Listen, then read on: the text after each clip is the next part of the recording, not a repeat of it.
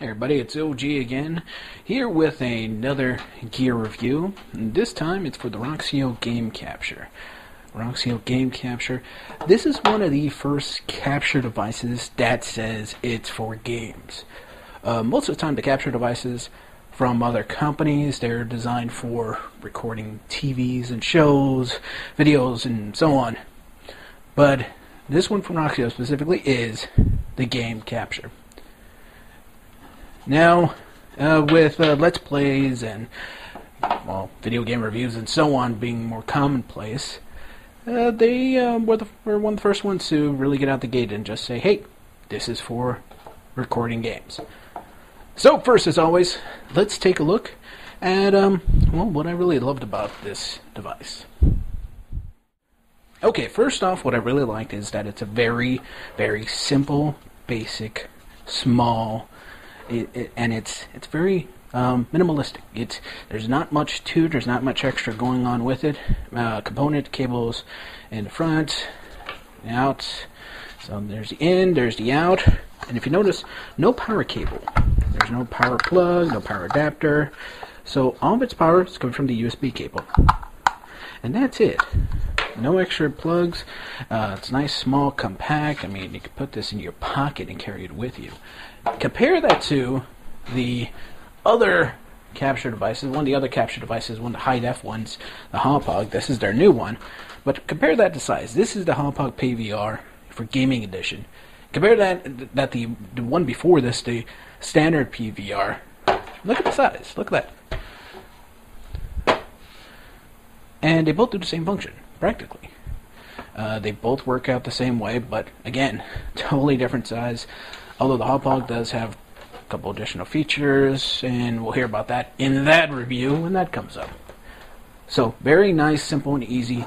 This is great for someone that wants to do some streaming on the go. If someone wants to record footage while at a video game tournament, they can put it right here, you're all set. At the time of this review, the Roxio Game Capture right now is about $65 on Amazon. It's a great price. This does streaming. You could hook it up to Wirecast and XSplit, stream just fine right out of here, right out of here without really any additional adapters and cables. Also, it records game footage just fine. So $65. This is a great deal for $65. Now, MSRP is $100. That's when it's a little bit much. So if you do get this for the price, $65, it's between $60 and $70, it's a great deal. Does a lot. This, for again example, this Hauppauge is the old PVR one is $150. It doesn't even let you do streaming out of the box. You have to find a way around it. So, streaming, recording game footage for about $65. That's a great deal. Now let's take a look at what I kind of hated about, what I did hate about the Roxio Game Capture.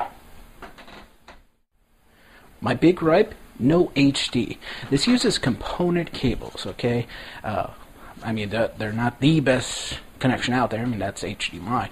But it's component cables. Components are high def.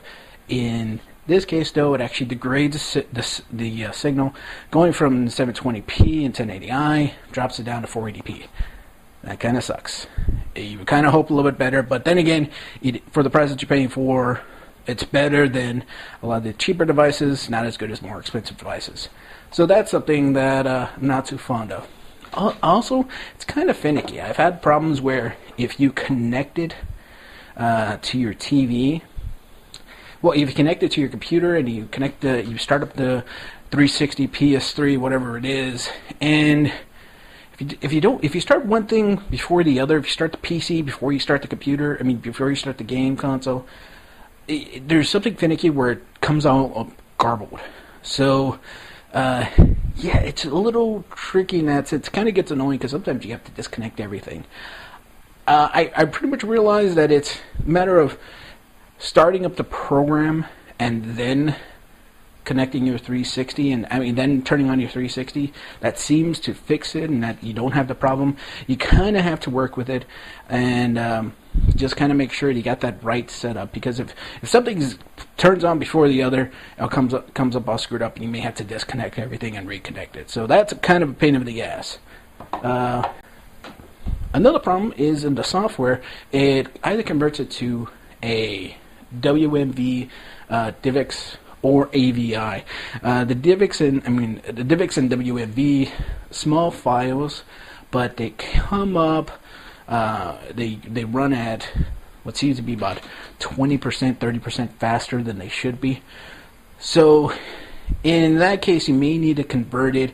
The files themselves, aside from the AVI will be a good file to use, but the AVI takes up 5 gigs per hour that you record. So you have to keep mindful of that, because it's pretty much uncompressed. If you use the compression ones, the codecs for it, they seem to be a little bit funky, especially if you're doing editing. It seems just really weird. So you got to play around with that. If not, keep it with a specific AVI. AVI will be fine. It's what I use.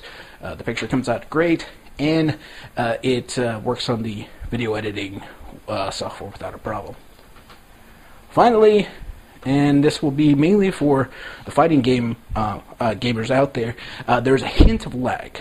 It's not severe lag, like, for example, the older Hauppauge PVR, the old one, not this one, but the older one. The older one had quite a bit of lag. It took literally half a second for when you press a button for it to show up, because it's not designed for gaming. This one's a little bit better than that. It's not a half a second. But if you're really big into fighting games and you want to record matches, you want to stream, whatever it is, you will notice that if you use this as sort of the pass-through, connecting straight from here to the TV, not using any sort of splitter, then yes, you're going to detect some lag. Few frames, not anything huge, not anything that's going to sort of make it impossible to play, but there will be some lag. With the Roxio Game Capture, it comes down to how much do you want to spend on streaming and recording your footage. With this one here, it's $65. It's a great buy. It's able to do everything better than the $10, $20, $30 game capture devices out there. It's able to do it with a good resolution. It's able to do it with a little bit less lag, and it's very simple. Software is simple to use, so there's not a lot of complicated mess you got to go through to get it working. So if you want to do streaming and recording for less than $100, this is a good way to go. Do not expect high definition graphics. Do not expect really great, awesome looking footage. It's not going to be great. On the YouTube page, we're going to have links to a couple of Let's Plays that I did, and on the website there's going to be videos there, so you can see for yourself. It looks good. It doesn't look great, and that's essentially what this device is. It's good. It's not great. It still has a lot of things I would have liked to see. I would have liked to see a little bit better. I'd like to see less lag in one case, but also I would have liked to see high definition. And for $60, $70 though, it could be better. It's still in that range where it's not bad. It could be better. Could be a lot better, but it still could be better. There's still a few features of what I'd like to see. $60, $70, it's not bad. For $100 though, no way. Do not pay $100 for this. Amazon right now is doing it for about $65, and they've been doing that since it came out. So Roxio Game Capture, it's right in the mid-range if you want to actually start streaming and recording footage, because there's not many devices that let you do both at a good quality, which it does. So that's what I recommend. That's what I say about the Roxio Game Capture. Like I said, check out the videos of the Let's Plays so you can see it for yourself, and always keep checking the website, original-gamer.com. So until then, I am the Original Gamer OG. Talk to you later.